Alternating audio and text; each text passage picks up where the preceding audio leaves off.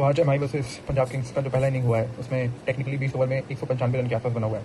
Quinton de Kock ने 112 run की पारी खेली, जिसकी वजह से उनकी थर्ड आईपीएल 10 और first as designated keeper with 3 franchises complete हो गई है। लेकिन ये इनिंग टेक्निकली सेंचुरी की वजह से नहीं जानी जाएगी, because of the fact that earlier collapse हुआ, मिडिल ऑर्डर में पार्टनरशिप बिल्ड करने की कोशिश की गई, बट डेथ ओवर में पंजाब किंग्स के बॉलर्स ने स्मार्ट वेरिएशंस वर्सेस जो मुंबई इंडियंस टैकल नहीं कर पाई और अपने नुआंस को कवर नहीं कर पाई, जिसकी वजह से टेक्निकली जो एंड के ओवर्स और डेथ के ओवर्स में हमने एक ब्रेकडाउन दिखा।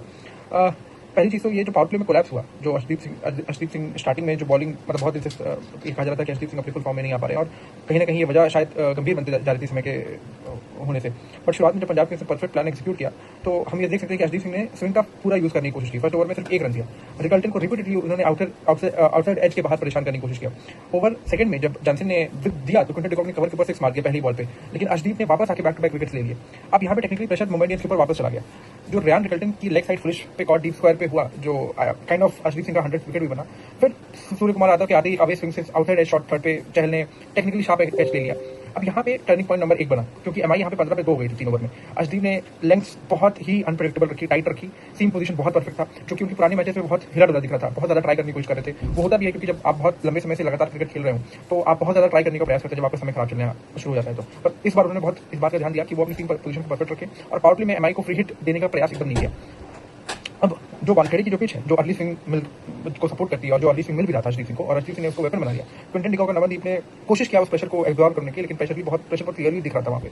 अब मिडिल ओवर्स में जब नवनदीप ने पहली बॉल युजवेंद्र चहल को हिट की straight down the 6 when he was promoted up the order, वो एग्रेसर बनने की कोशिश कर रहे थे क्विंटन डिकॉक के साथ। वहाँ पे टेक्निकली बहुत अच्छी पार्टनरशिप होने देखने को मिली, जहाँ पे 122 रन के स्टैंड बनाया गया, जो which is second highest for MI versus Punjab Kings for the second wicket. अब नमन ने यहाँ 50 रन बनाए एक बॉल में, जहाँ पे 3 चौके 3 छक्के मारा। उन्होंने लूपी डिलीवरीज पे डाउन द ट्रैक जाके inside out sixers, leg side heaviness को कवर करने की कोशिश की, क्योंकि दिखाता है कि नमन कितने talented, one of the talented batsman we have in the bench strength of Mumbai Indians. एक चीज़ जो बहुत ही यहाँ पे स्मार्ट थी क्विंटन डिकॉक ने, कि विथ पे वो कोशिश कर रहे थे कि जितना लेट कट हो सके उसको ध्यान दें, स्लोअर बॉल्स पे फ्लैट सिक्सर्स लॉन्ग ऑफ पे मारने की कोशिश की। उनका स्ट्राइक रेट 186 प्लस था, क्योंकि वो लेंथ पे एडजस्ट कर रहे थे, फ्रंट फुट क्लियर करके हीव करने की कोशिश कर रहे थे। नमनदीप युजवेंद्र चहल को वेलकम जब नमनदीप ने किया तो 19 रन के स्टैंड से किया, तो नमन का जो 6 लॉन्ग ऑफ पे था वो क्विंटन डिकॉक का जो स्लॉग स्वीप था। चहल के अगेंस्ट क्विंटन डिकॉक का जो मैचअप है वो बहुत स्ट्रांग है हिस्टोरिकली, लेकिन आज स्पिन ने मिडिल ओवर्स में जो कंट्रोल नहीं रखा, बेशक और बाटलेट ने यॉर्कर्स ट्राई किए लेकिन फुल टॉसेस लीक हुए पूरी तरीके से।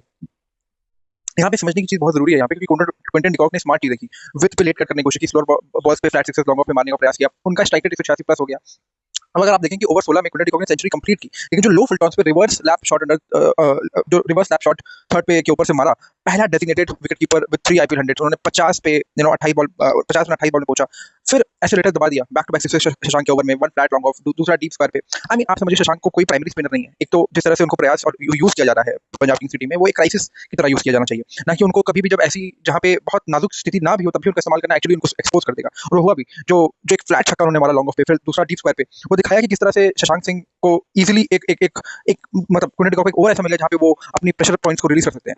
आई मीन हार्दिक पांड्या आए, उन्होंने फिर से स्ट्रगल किया है ना, यॉर्कर्स के अगेंस्ट जैम करने में प्रॉब्लम उनको हमेशा से रही, toe ends, mistime pulls, ये सारे जो हमेशा हार्दिक पांड्या फॉर्म में नहीं होते तो क्लियर एविडेंट प्रॉब्लम दिख जाती है। लेकिन ओवर 17 में जॉनसन के अगेंस्ट एक clean six down the ground मारने के बाद फिर कैच ऑफ द सीजन बना दिया। हार्दिक का जो टो एंड स्काई है, टो एंड वाला जो चीज है छक्का मारने का, श्रेयस अय्यर ने लॉन्ग ऑन से रनिंग लीप किया, फिर रिवर्स कप में कैच पकड़ा और एयर बॉर्न होते हुए बाटलेट को थ्रो किया। I mean this is what a brilliant team work called. Hardik 14 run बना के 12 बॉल में आउट हो गए।